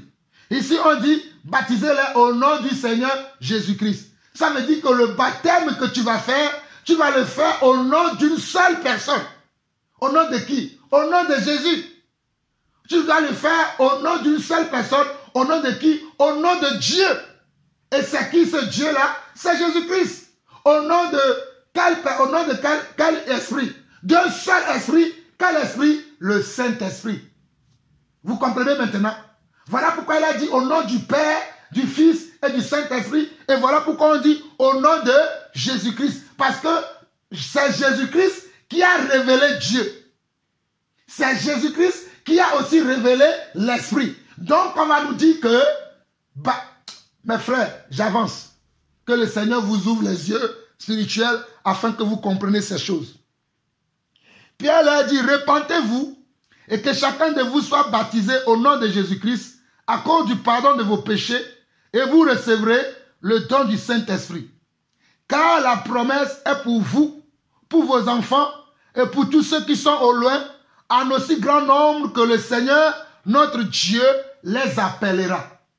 Donc la promesse que Dieu a faite aux disciples, lorsque nous lisons dans Jean chapitre 20, le verset 21 au verset 23, dans Jean chapitre 18, le verset 18 au verset 21 ou au verset 22, c'est la même chose que l'apôtre Pierre dit ici, en disant au verset 39 de Actes chapitre 2, car la promesse est pour vous, pour vos enfants et pour tous ceux qui sont au loin, en aussi grand nombre que le Seigneur notre Dieu les appellera. Vous voyez? Car la promesse est pour vous et pour tous ceux qui sont au loin, en aussi grand nombre que le Seigneur notre Dieu les appellera. Et par plusieurs autres paroles, il les conjurait et les exhortait, disant, sauvez-vous de cette génération perverse. Le verset 38 au verset 39, ou jusqu'à la fin, est l'accomplissement également de Marc chapitre 16, le verset 15 au verset 20, qui dit ceci. Marc chapitre 16, le verset 15 au verset 20, qui dit ceci. Puis il a dit, allez par tout le monde et prêchez la bonne nouvelle à toute la création. Celui qui croira et qui sera baptisé sera sauvé. Mais celui qui ne croira pas sera condamné. Souvenez-vous de Jean chapitre 14, le verset 17, où Jésus disait aux disciples, le monde ne peut pas recevoir l'Esprit. Parce que quoi? Parce qu'il ne croit pas. Voilà pourquoi ici, en Marc chapitre 16, le verset 16, celui qui croira et qui sera baptisé sera sauvé, mais celui qui ne croira pas sera condamné. Le monde est condamné parce qu'il ne croit pas. Amen. Verset 17, voici les miracles qui accompagneront ceux qui auront cru. En mon nom, ils chasseront les démons, ils parleront de nouvelles langues. Ils saisiront des serpents. S'ils boivent quelque breuvage mortel, il ne leur fera point de mal. Ils imposeront les mains aux malades et les malades seront guéris. Et quand vous voyez dans 1 Corinthiens chapitre 12, nous voyons les dons là-bas. Ici, les dons ne sont pas développés. Mais dans 1 Corinthiens chapitre 12, il y a le développement de tous les dons qui sont dans l'église. Dans 1 Corinthiens chapitre 12, nous voyons les détails, les facettes de Dieu, les caractéristiques de Dieu ou de l'Esprit dans son église. Verset 19, le Seigneur, après leur avoir parlé, fut enlevé au ciel et il s'assit à la droite de Dieu. Et ils s'en allèrent prêcher partout. Le Seigneur travaillait avec eux et confirmait la parole par les miracles qui l'accompagnaient. Ce qui est ce que nous avons vu dans 1 Corinthiens chapitre 12. Quand on dit les miracles qui accompagnaient la parole, on veut parler des dons qui sont dans l'église. On peut dire les miracles qui accompagnent l'esprit. Dans ce verset 20 de Marc chapitre 16, c'est ce que nous avons vu dans 1 Corinthiens chapitre 12. Amen. Regardons également dans Luc chapitre 24 rapidement. Luc chapitre 24 rapidement. Luc chapitre 24. Nous allons lire Luc chapitre 24. Nous allons lire du verset 44 au verset 53. Du verset 44 au verset 53. Puis il leur dit, c'est là ce que je vous disais lorsque j'étais encore avec vous, qu'il fallait que s'accomplisse tout ce qui était écrit de moi dans la loi de Moïse, dans les prophètes et dans les psaumes. Alors, il leur ouvrit l'esprit. Il faut que Dieu t'ouvre. Toi, mon frère, toi, ma soeur qui m'entend, il faut que Dieu t'ouvre l'esprit pour que tu comprennes les Écritures. Les Écritures, ce ne sont pas que des mots. Voilà pourquoi Jésus va dire que ma parole est esprit et vie. Comment une parole peut être esprit et vie? Expliquez-moi ça. Vous qui voulez tout expliquer. Comment une parole peut être esprit et vie? Vous comprenez? Nous continuons. Verset 45. Alors il leur ouvrit l'esprit afin qu'ils comprennent les Écritures. Et il leur dit, ainsi il est écrit que le Christ souffrirait. Regardez, ainsi il est écrit que le Christ souffrirait. Mais nous avons vu dans 1 Corinthiens chapitre 12 que le corps, c'est le Christ. Vous voyez, le corps, c'est le Christ. Donc on est en train de parler de la même personne. Nous continuons. Que le Christ souffrirait et qu'il ressusciterait des morts le troisième jour et que la repentance et le pardon des péchés seraient prêchés à son nom à toutes les nations, à commencer par Jérusalem. Vous êtes témoins de ces choses. Lorsque Jésus parlait ainsi, il parlait aux disciples.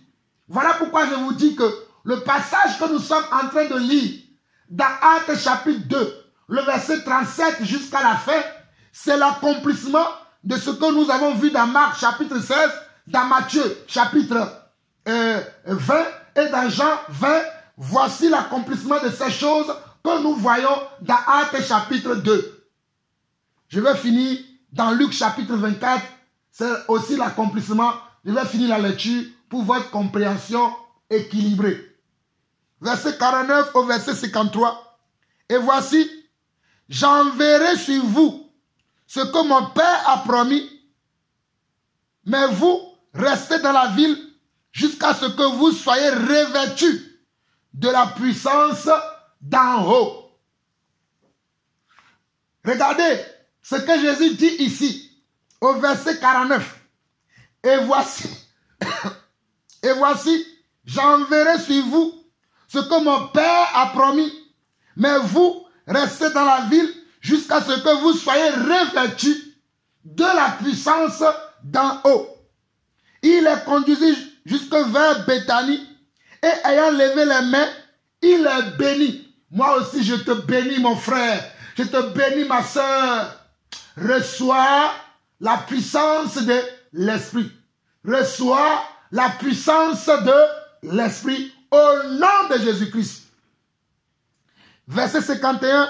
Pendant qu'il les bénissait, il se séparait d'eux et fut enlevé au ciel et fut enlevé au ciel.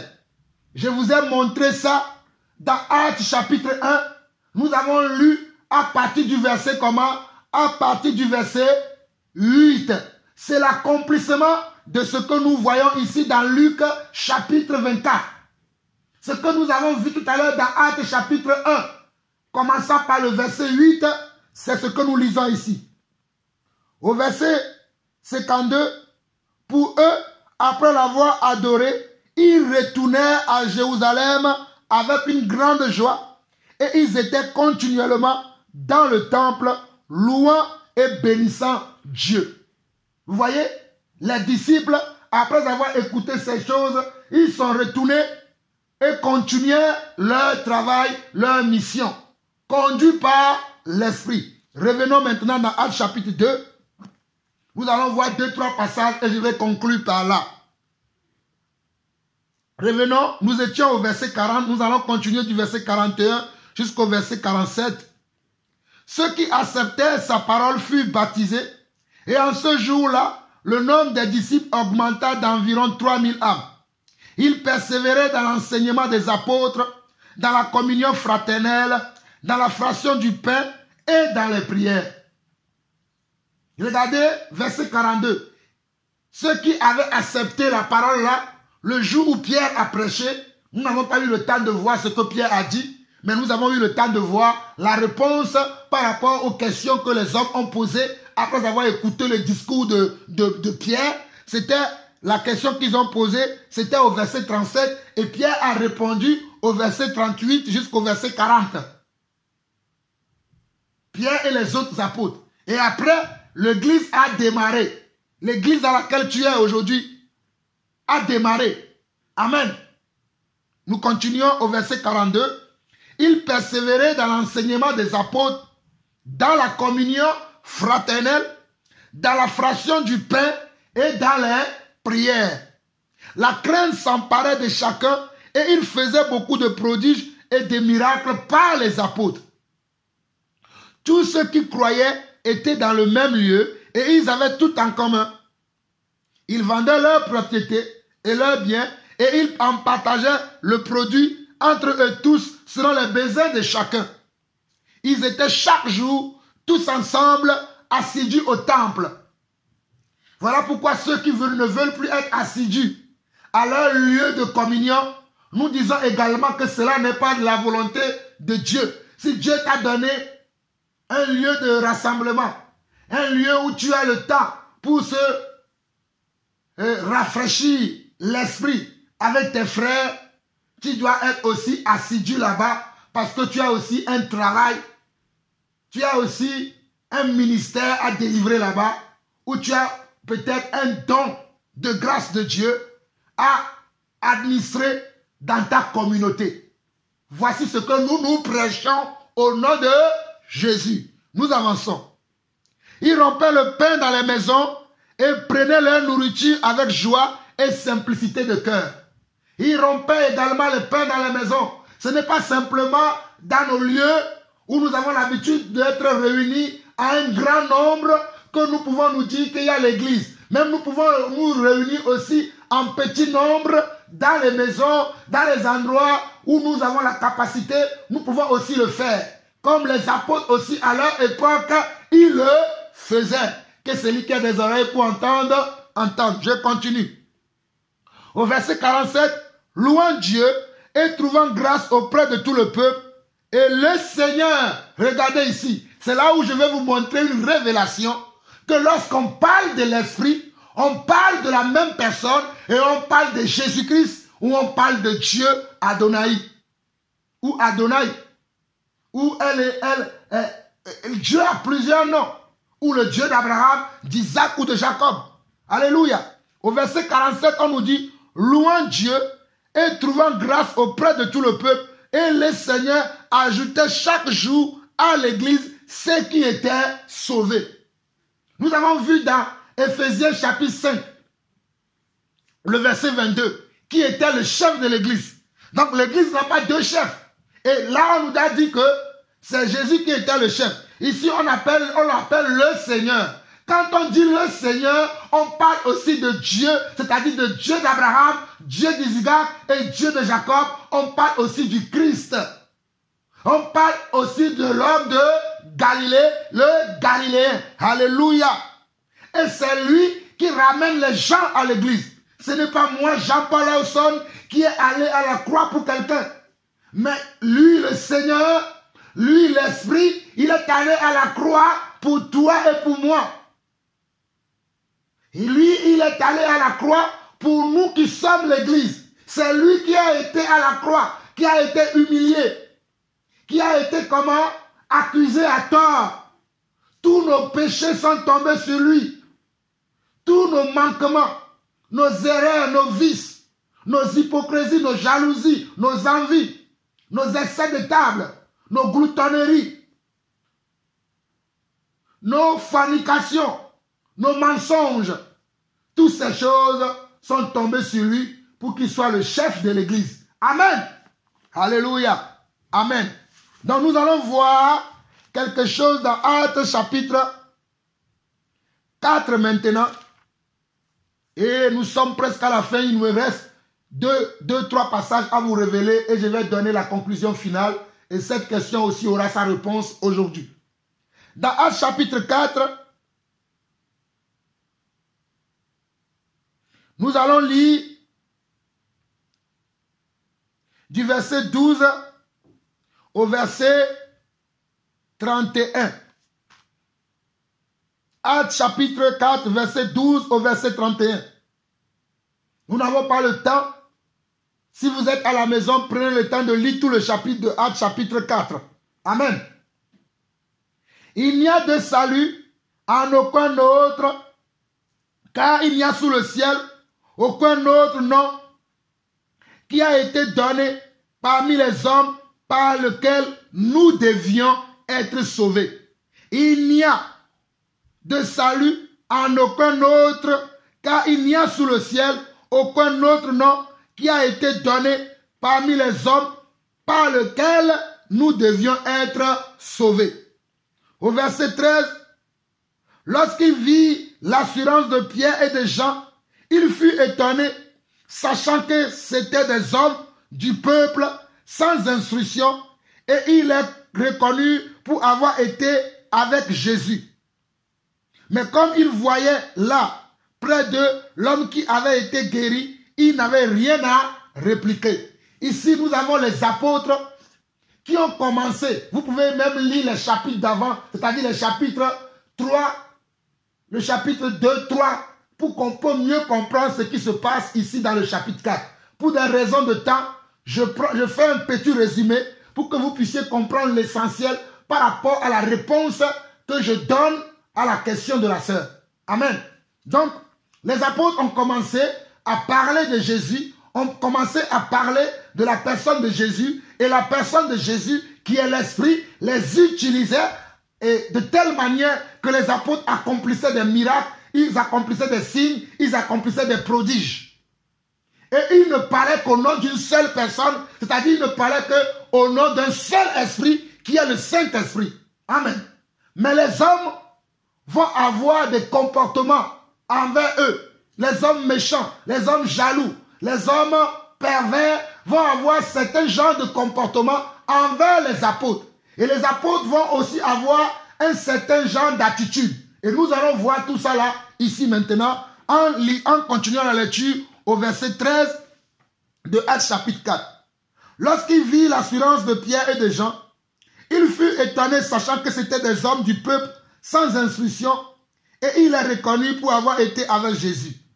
Mais comme il voyait là près d'eux l'homme qui avait été guéri, il n'avait rien à répliquer. Il leur ordonnait de sortir du Sanhédrin, et ils délibéraient entre eux, disant, que ferons-nous à ces hommes? Car il est manifeste pour tous les habitants de Jérusalem qu'un miracle signalé a été accompli par eux, et nous ne pouvons pas le nier. Mais afin que la chose ne se répande pas davantage parmi le peuple, défendons-leur avec menace. Regardez bien, défendons-leur avec menace de parler désormais à qui que ce soit en ce nom-là. De parler désormais à qui que ce soit en ce nom-là. Et les ayant appelés, il leur défendit absolument de parler et d'enseigner au nom de Jésus. C'est la même chose qui se produit aujourd'hui à mon encontre et à l'encontre de tous les frères que Dieu a appelés, à qui Dieu a révélé son identité et qu'il annonce et prêche tous les jours que Jésus-Christ est le Dieu vivant, le seul, l'incontournable, l'immortel, et qu'il a aussi la vie éternelle, qu'il est le Père, il est le Fils et le Saint-Esprit. C'est les mêmes menaces que nous aussi, nous recevons tous les jours. Alléluia. Mais nous continuons à faire confiance à Dieu et nous prêchons ce que nous avons reçu de lui. Amen. Verset 19. Pierre et Jean leur répondirent: jugez s'il est juste devant Dieu de vous obéir plutôt qu'à Dieu. Est-ce que nous devons obéir aux hommes ou devons-nous obéir à Dieu? Est-ce que nous devions obéir aux hommes ou bien nous devons obéir à Dieu? Même s'il y a des menaces sur nos vies, même si les hommes nient que nous avons le Saint-Esprit et que nous produisons les œuvres de l'Esprit dans l'Église et dans le monde, même si les hommes refusent cela, est-ce que c'est pour autant que nous allons abandonner le Seigneur? Jugez en vous-même. Mais moi, j'ai déjà jugé et j'ai choisi de continuer à servir le Seigneur. Au verset 20, car nous ne pouvons pas ne pas parler de ce que nous avons vu et entendu. Alléluia, je suis comme eux, les apôtres. Il leur fit de nouvelles menaces et les relâchèrent, ne sachant comment les punir à cause du peuple, parce que tous glorifiaient Dieu de ce qui était arrivé. Car l'homme qui avait été l'objet de cette guérison miraculeuse était âgé de plus de 40 ans. Le miracle qui s'est produit par les mains des apôtres, qui a suscité la jalousie, l'envie, les disputes, les querelles et les menaces, le peuple avait vu ça. Comme des fois quand nous prêchons, il y a certaines personnes qui voient et qui reçoivent que ce que nous prêchons, c'est ça qui est la vérité. Mais il y a certains individus, il y a certains faux frères, il y a certains qui n'ont pas encore la révélation, il y a certains qui n'ont pas encore été visités correctement par le Seigneur, mais qui nous insultent, qui profèrent des menaces contre nous. Mais il y a le peuple qui voit que au moins ce que le frère dit, c'est la vérité. Nous vous bénissons pour cela. Que le Seigneur se souvienne de vos soutiens, que le Seigneur se souvienne de votre amour pour la vérité et que le Seigneur vous bénisse abondamment. Au verset 21, jusqu'à la fin maintenant, il leur fit de nouvelles menaces et les relâchèrent, ne sachant comment les punir à cause du peuple, parce que tous glorifiaient Dieu de ce qui était arrivé. Car l'homme qui avait été l'objet de cette guérison miraculeuse était âgé de plus de 40 ans. Après avoir été relâchés, ils allèrent vers les leurs et racontèrent tout ce que les principaux sacrificateurs et les anciens leur avaient dit. Lorsqu'ils leur eurent entendu, ils élevèrent à Dieu la voix, tous ensemble, et dirent: Seigneur, toi qui as fait le ciel, la terre, la mer et tout ce qui s'y trouve. Regardez la prière des apôtres. Les apôtres ont dit: Seigneur, toi qui as fait la terre, le ciel, la mer et tout ce qui s'y trouve. Nous savons qu'il y a un seul Dieu qui a fait ces choses. Ce n'est pas deux dieux qui ont créé deux mondes ou deux terres, mais nous savons qu'il y a un seul Dieu qui a fait toutes ces choses. Voilà pourquoi les apôtres ici ont dit Seigneur. Donc ce Dieu-là s'appelle aussi Seigneur. Il est le Seigneur des Seigneurs. Il est le Seigneur des Seigneurs. Il est le Seigneur des Seigneurs. Apocalypse. Mais je ne vais pas perdre mon temps parce que vous avez déjà compris. Nous continuons. Verset 25. C'est pas toi qui as dit par le Saint-Esprit, par la bouche de notre Père, ton serviteur David. Donc ils disent dans leur prière que par toi et par le Saint-Esprit, notre Père dans la foi, notre Père charnel aussi, David. Pourquoi ce tumulte parmi les nations et ces vaines pensées parmi les peuples? Les rois de la terre se sont soulevés et les princes se sont ligués contre le Seigneur et contre son oint. Contre qui? Les hommes se sont soulevés contre l'Esprit. Quand on dit contre le Seigneur, c'est contre l'Esprit de Dieu qu'ils veulent parler. Quand on dit contre le Seigneur, on veut parler contre l'Esprit. Contre l'Esprit. Contre l'Esprit. Amen. Verset 27. En effet, contre ton saint serviteur Jésus, que tu as oint, Hérode et Ponce Pilate se sont ligués dans cette ville avec les nations et avec les peuples d'Israël pour faire tout ce que ta main et ton conseil avaient arrêté d'avance. Même si ces choses se sont passées, c'est parce que Dieu lui-même, dans son plan, avait déjà arrêté ces choses et ces choses devaient se passer.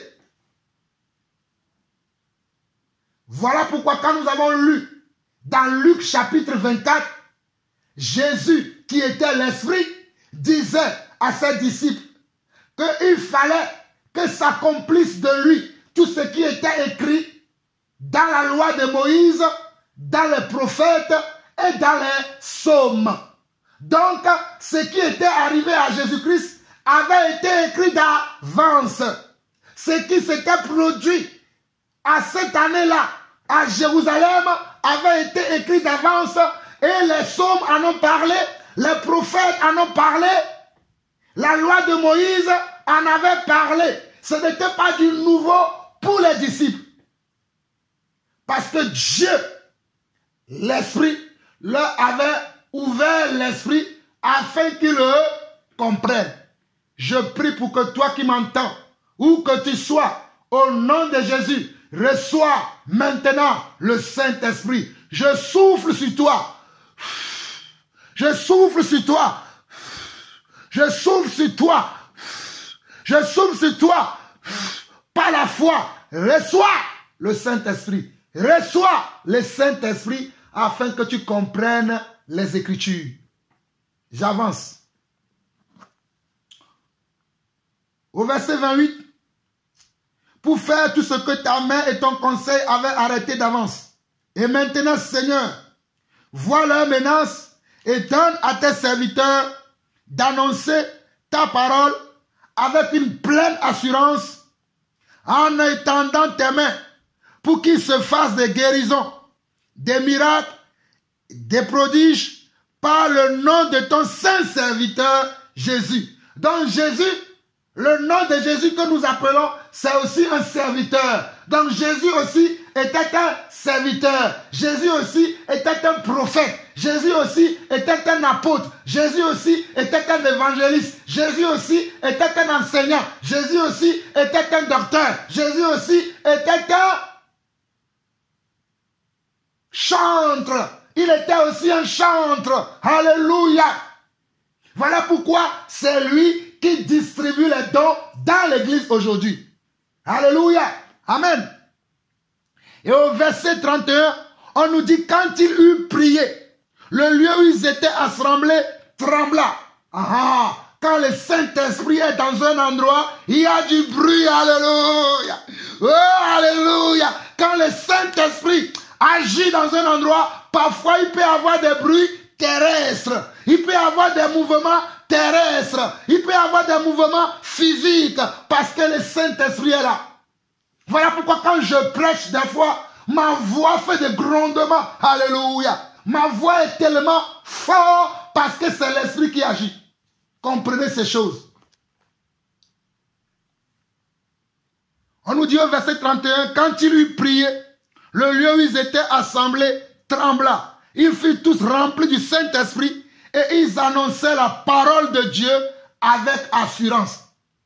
Mais ma question, là où je vais répondre par rapport à la sœur, ma question est de savoir comment quelqu'un qui était déjà rempli de Saint-Esprit, quelqu'un dans lequel il y avait déjà l'Esprit, peut être encore de nouveau rempli de quelque chose qu'il a déjà. Ma question c'est ça. Je dis déjà que j'ai l'Esprit. Je dis déjà que je sais que 1 plus 1 égale 2. Mais pourquoi de nouveau je reçois encore 1 plus 1 égale 2? Pourquoi?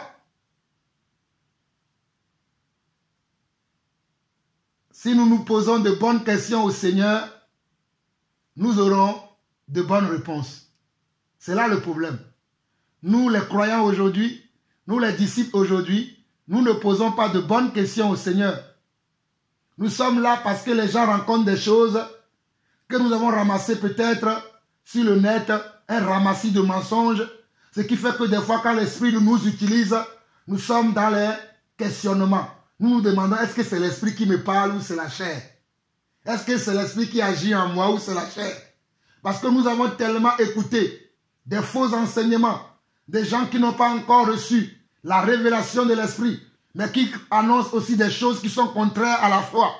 Et des fois, ces gens d'esprit peuvent nous embêter lorsque le véritable esprit commence à agir en nous. Les apôtres avaient déjà reçu l'Esprit, je vous l'ai montré dans l'enseignement. L'Esprit les avait déjà utilisés. Parce que quand vous regardez dans Actes chapitre 2, ils avaient déjà reçu les facettes de l'Esprit. Ils pouvaient parler déjà en langue. Le parler en langue est une caractéristique de l'Esprit.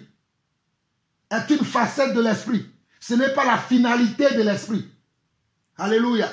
Je répète encore. Pour toi qui ne parles pas en langue, ne te dis pas que non, je n'ai pas l'Esprit. Non, tu as l'Esprit.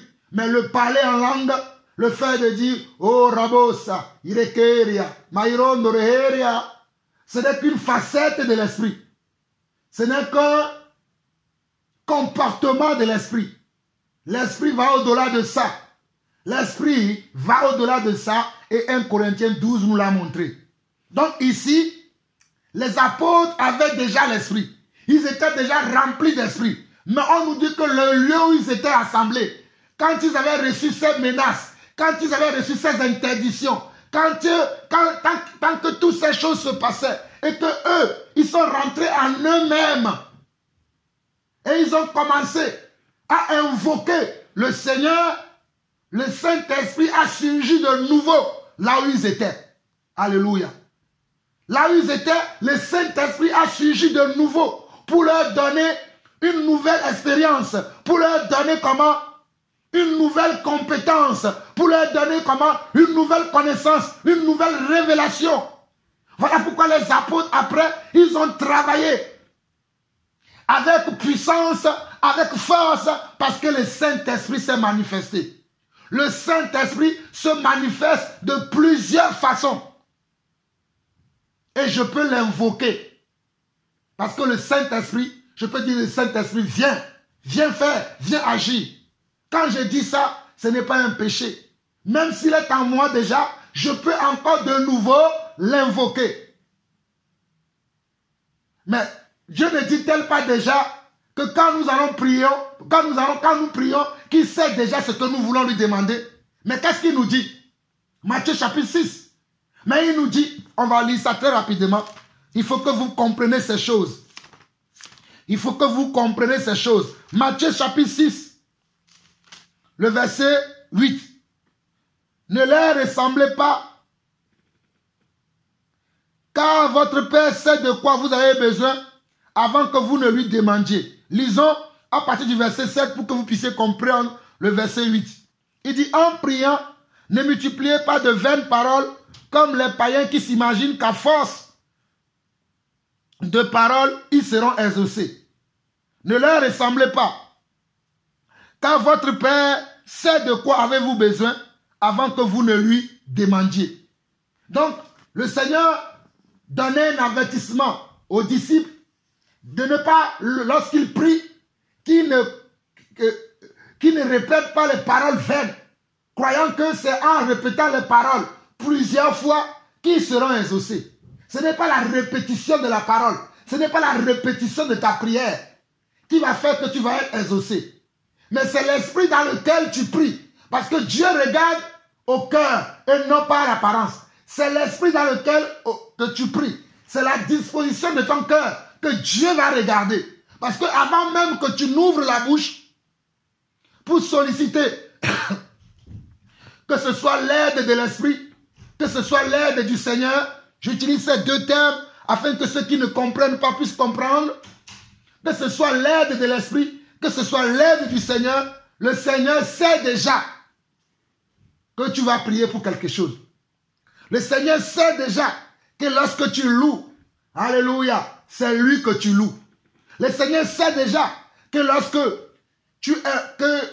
tu parles avec force, il sait déjà que ton esprit te conduit. Mais il va de nouveau t'envoyer avec force et puissance son esprit afin que tu sois comment? Afin que tu sois rempli de force, afin que tu sois rempli de puissance. Tu comprends mon frère? Tu comprends ma soeur?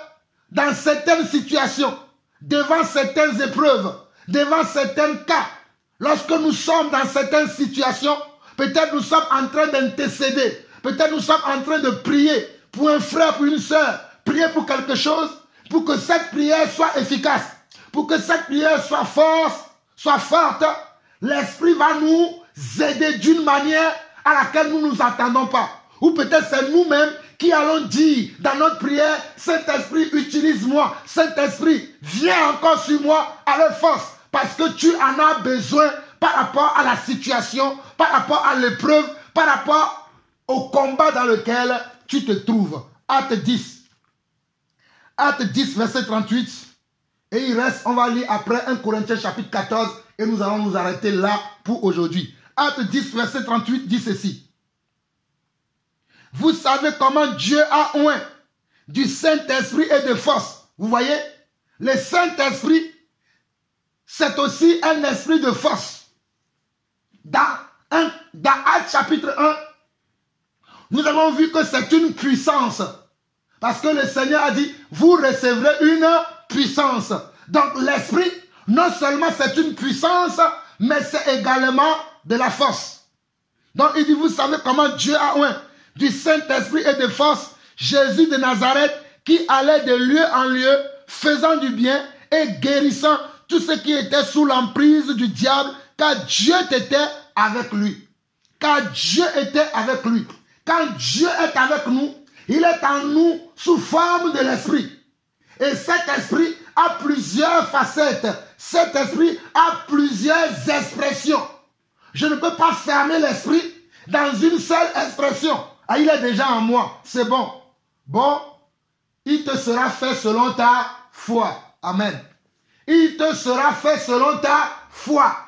Il te sera fait selon ta foi. Moi, j'utilise le Saint-Esprit dans tous les domaines de ma vie. Je l'utilise dans toutes les occasions dont j'aurai besoin de lui. Je l'utilise dans toutes ces occasions-là. Je ne le ferme pas dans une seule occasion pour dire qu'il est déjà en moi. Non.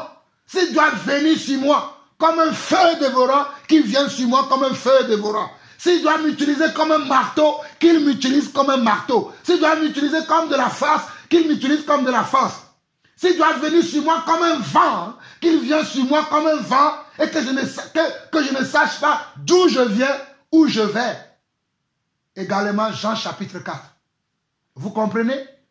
Donc le parler en langue n'est pas la terminaison de l'esprit.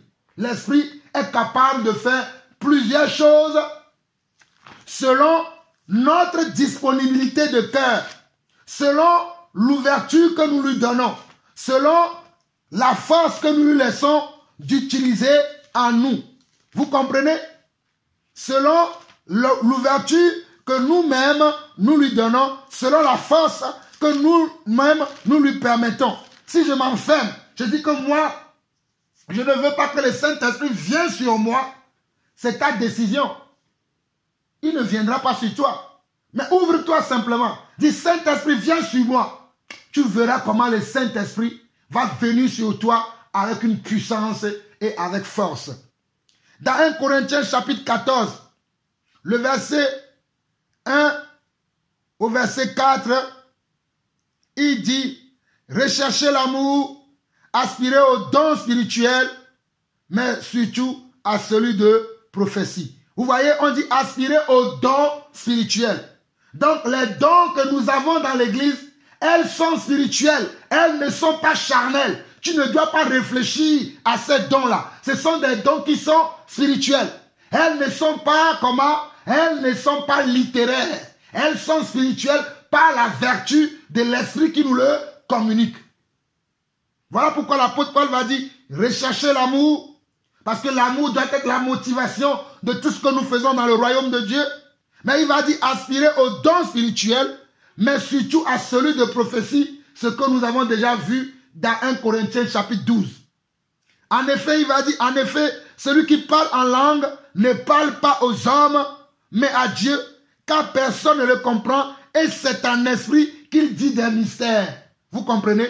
Quand je parle en langue, quand je dis robo son de reheria, ikoromo son de rare, reheria bahoria, je suis en train d'utiliser un langage spirituel que les hommes ne vont... Je ne m'adresse pas à toi, homme qui m'entend.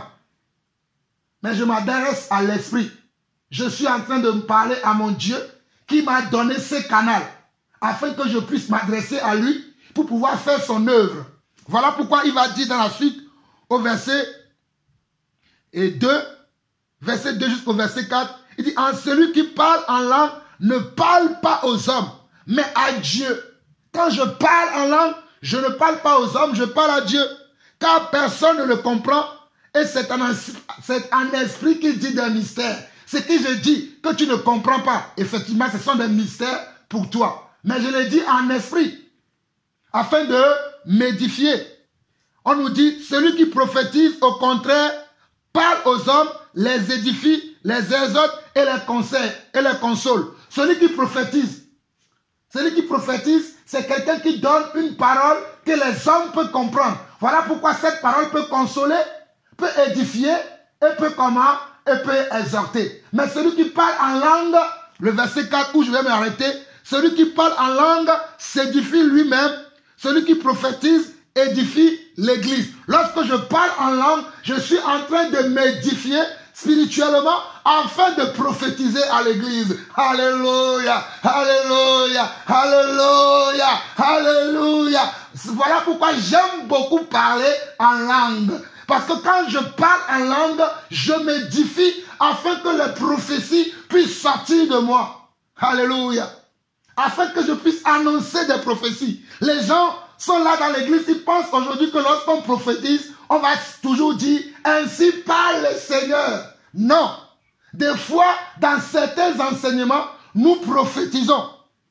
Des fois, dans certaines exhortations, nous prophétisons. Alléluia. Des fois, dans certains conseils que je suis en train de donner, je suis en train de prophétiser. Alléluia. Alléluia, alléluia, alléluia, alléluia, alléluia, alléluia, alléluia, alléluia, alléluia, alléluia. Amen.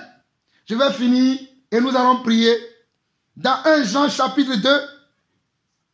1 Jean chapitre 2, verset 24 au verset 27. 1 Jean chapitre 2, verset 24 au verset 27.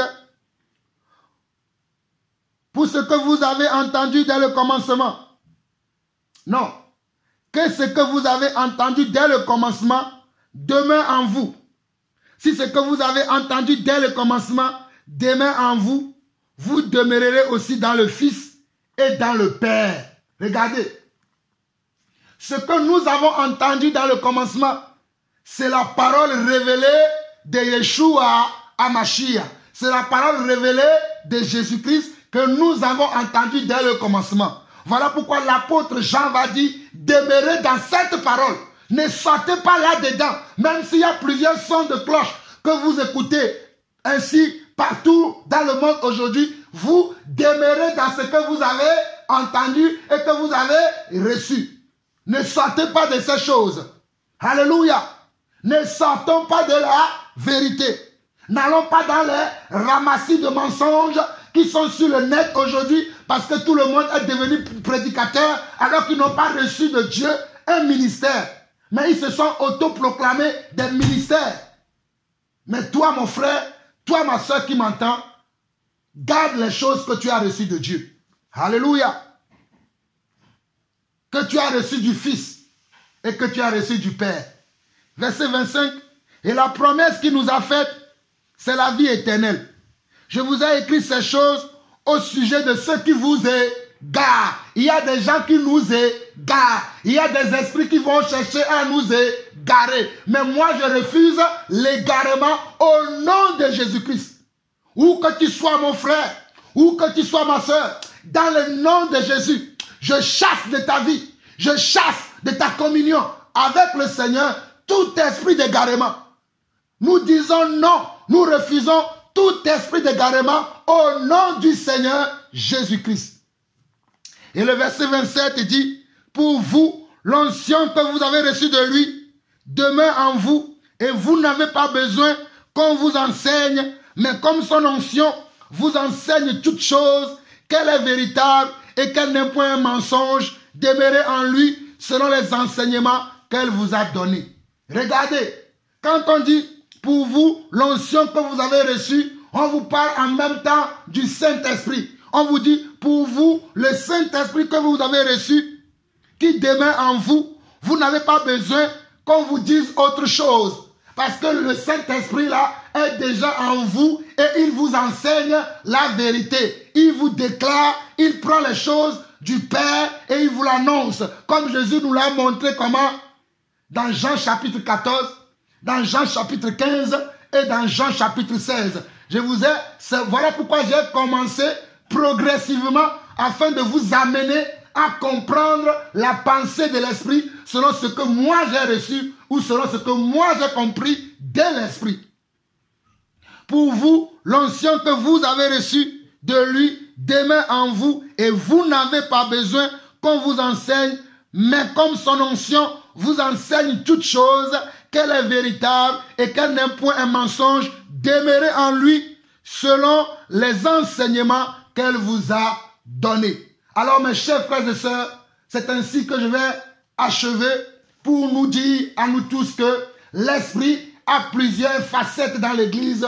Je ne vais pas cantonner à me dire, puisque je suis déjà rempli de l'Esprit, ou bien que Dieu a fait de moi déjà sa demeure, que Dieu habite déjà dans mon cœur, que Dieu est déjà en moi, que je n'ai plus besoin de l'invoquer afin qu'il vienne de nouveau en moi, afin qu'il utilise d'autres caractères en lui, d'autres facettes en lui, d'autres expressions en lui, en moi. Moi, je veux que Dieu utilise d'autres facettes en lui, en moi, d'autres caractères en lui, en moi, d'autres expressions en lui, en moi. Je ne me cantonne pas que je suis les expressions qu'il utilise déjà en moi. Mais j'ouvre mon cœur, j'ouvre mon âme, j'ouvre mon esprit à Dieu afin qu'il m'utilise sous d'autres expressions ou dans d'autres dimensions dans lesquelles je ne suis pas encore utilisé. Et je prie que cela soit également ton cas, mon frère, ma soeur, ma chère maman, mon cher papa, à travers le monde entier. Que le Seigneur vous bénisse abondamment, que sa joie, sa paix, son amour puisse grandir dans le cœur de chacun d'entre nous. Nous vous aimons de l'amour du Seigneur. À très très bientôt. Shalom, shalom et shalom. À bientôt. À bientôt. Shalom.